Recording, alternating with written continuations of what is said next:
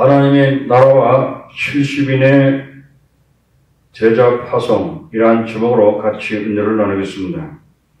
요한복음 14장 27절 평안을 너에게 끼치노니 곧 나의 평안을 너에게 주노라. 내가 너에게 주는 것은 세상이 주는 것 같이 아니하니라. 너희는 마음에 근심도 말고 두려워하지도 말라.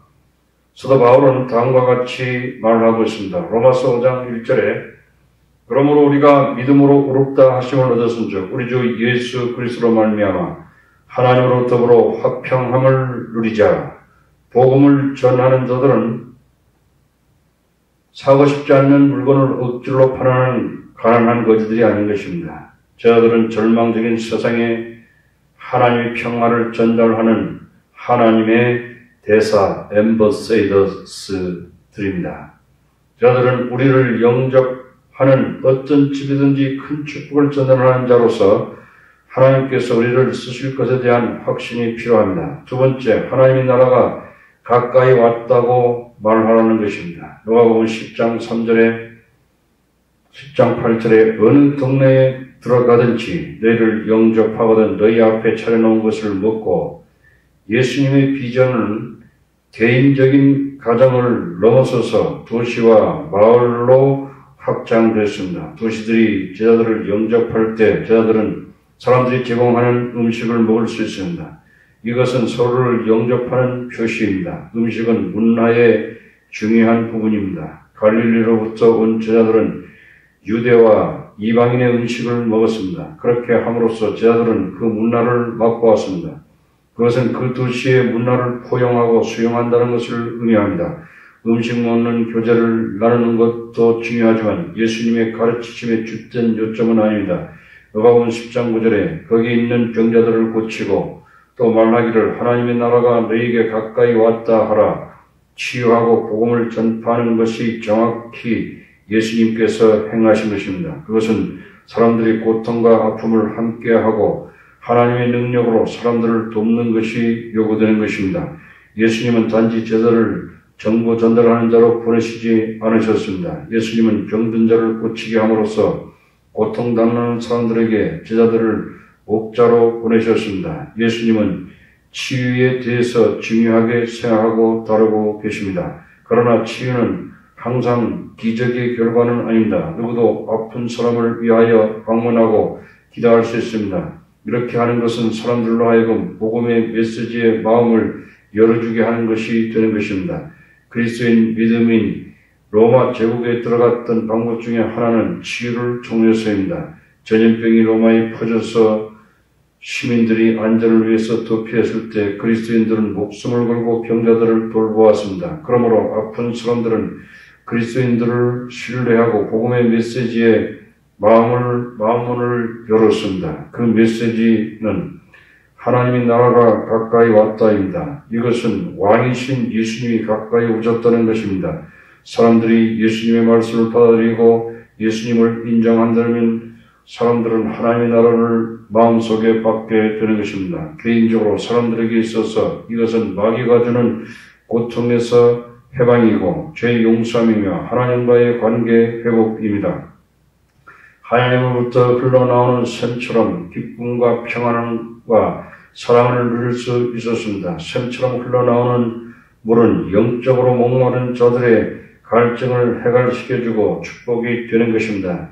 그러나 예수님의 가르치심의 정황은 하나님의 나라는 전 도시와 마을에 임하는 것입니다.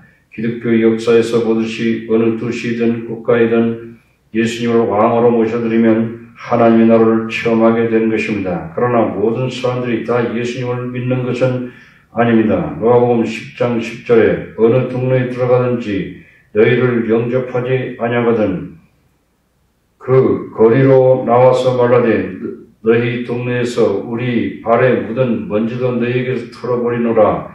그러나 하나님의 나라가 가까이 온 줄을 알라 하라. 이것은 하나님의 심판의 경고가 되는 것입니다. 셋째, 너희를 거절한 자는 나를 거절한 자요 나를 보내신 자를 거절한 자니라. 누가복음 10장 13절에 화 있을진대 고라시나 화 있을진대 벳세다야 너에게 행한 모든 권능을 두로와 시돈에게 행하였다면 저희가 벌써 베옷을 입고 제에 앉아 회개하였으리라. 창세기에서 하나님 부도덕한 도시인 소돔과 고모라에서 그곳 사람들에게 불과 유황으로 심판하셨습니다. 그것은 심각한 심판이었습니다. 그러나 예수님은 고라신과 벳세다와 가버나움에서 임할 심판이 더 심각하다고 말씀하고 있습니다. 왜 그렇습니까? 그것은 하나님의 아들이신 예수님이 베푸시는 기적의 은혜를 보고 직접 듣고도 회개하지 않았기 때문에 더 심각한 것입니다. 더 큰 은혜를 받은 사람은 더 큰 회개를 해야 할 책임이 있는 것입니다. 회개하기를 피하고 하나님의 나라를 거절하는 것은 엄청나게 어리석은 일인 것입니다. 하나님의 나라를 거절하는 것은 엄청난 심판의 결과를 맞이하게 될 것입니다. 그리스도를 거절한 자는 하나님이 주시는 구원을 거절하는 것입니다. 셋째, 예수님이 승리와 기쁨입니다. 제자들이 나가서 어떤 일을 하였습니까? 누가복음 10장 17절 70인이 기뻐 들어와 가로되 주여 주의 이름으로 귀신들도 우리에게 항복하더이다. 제자들은 예수님이 강력한 능력을 경험하고 기뻐하였습니다. 예수님은 즐거워하셨고 제자들은 기뻐하였습니다. 예수님은 제자들이 항상 기뻐하시기를 원하십니다. 예수님은 제자들이 항상 기뻐하는 법을 가르쳐 주셨습니다. 첫 번째로 제자들은 사탄에 대한 하나님의 완전한 승리의 일부분으로서 적은 승리를 체험한 것입니다. 전능하신 하나님은 번개처럼 사탄을 처리할 수 있으십니다. 예수님은 이 권세를 그분의 제자들에게 나누어 주셨습니다. 우리는 우리에게 승리를 주시는 주님께 항상 눈을 고정시켜야 하는 것입니다. 이것은 어떤 것도 우리를 해칠 수 없고 우리에게 영원한 승리를 주시는 확신을 가질 수 있습니다. 둘째로 우리는 구원받은 것을 즐거워해야 되는 것입니다. 누가복음 10장 20절에 그러나 귀신들이 너에게 항복하는 것으로 기뻐하지 말고 너의 이름이 하늘에 기록된 것으로 기뻐하라 하시니라. 하나님을 아는 것이 영원한 생명을 우리에게 줍니다. 영원한 생명이 하나님이 우리에게 주실 수 있는 가장 큰 선물입니다. 우리는 예수님을 믿음으로 말미암아 이미 이것을 받았습니다. 어떤 상황 속에서도 이것은 가장 큰 축복입니다. 예수님의 기쁨은 성령으로부터 오는 것입니다. 예수님은 하나님과의 개인적인 사랑의 관계를 가짐으로 기뻐하셨습니다. 한마디로 말하면 예수님의 즐거우심은 삼위일체 하나님과의 관계 속에서 오는 것이었습니다. 누가복음 10장 23절로 24절에 제자들을 돌아보시며 종용히 이르시되 너희의 보는 것을 보는 눈은 복이 있도다. 내가 너희에게 말하노니 많은 선지자와 임금이 너희 보는 바를 보고자 했을 때 보지 못하였으며 너희 듣는 바를 듣고자 했을 때 듣지 못하였느니라. 제자들은 하나님이 역사 가운데 독특한 장소에 있음으로 해서 기뻐해야 하는 것입니다. 제자들은 육체 안에서 하나님의 아들과 함께하는 특권을 누리고 계셨습니다. 우리는 이러한 특권을 누리지 못하지만 우리는 크게 축복을 받은 사람들입니다. 우리는 2000년 동안의 기독교 역사 가운데 땅 끝까지 하나님의 나라가 확장되는 것을 보았습니다. 우리는 하나님께서 어떻게 세계권을 성취하고 계시는 것을 볼 수 있습니다. 우리는 하나님께서 세계 속에서 무슨 일을 하는지를 듣고 있습니다. 우리는 예수님 안에서 항상 기뻐할 이유를 가지고 있습니다. 본문에서 우리는 제자들을 통해서 세계 속에 잃어버린 영혼들에게 예수님의 동정을 보여주고 계신 것을 배웠습니다.